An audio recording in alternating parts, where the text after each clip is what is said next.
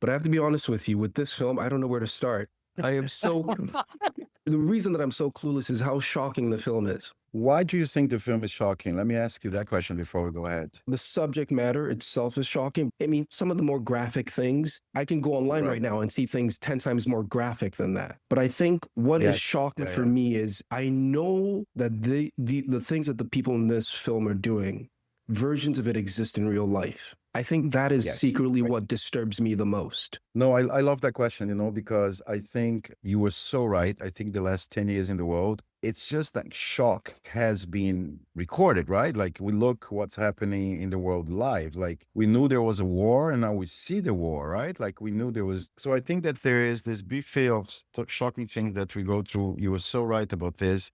And I think for me, the question was the effect. Like I've been waking up for the last 5 years or something, reading about Jeffrey Epstein, and I'm just thinking, oh, and then today there is this news, and then tomorrow, oh, there's that. And then, oh, maybe he killed people. Oh, and then there's this billionaire.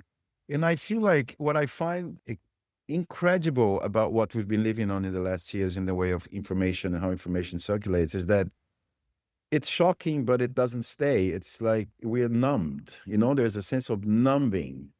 And again, no more how shocking it gets, like when you see the images of happening in Gaza, for example, and then there's another one, like, and I remember today, I remember this year when I woke up I remember because of the 3rd of January.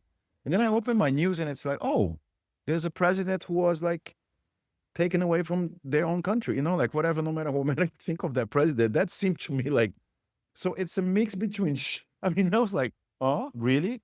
Is this real? So there's a mix between shock and absurdity. But I feel like, I don't feel people like, I can't believe that people in the US are not taking the streets.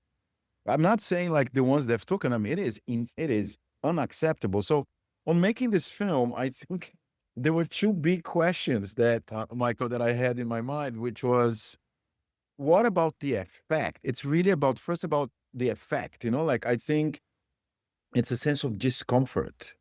And I'm interested more in talking about, that's why I ask you what's shocking, because I'm more interested about how you receive the shock and what are the shock waves that it creates on you. So I'm very happy to feel that it's destabilized you, that shocked you, because I think at least cinema has this potency of staying with you.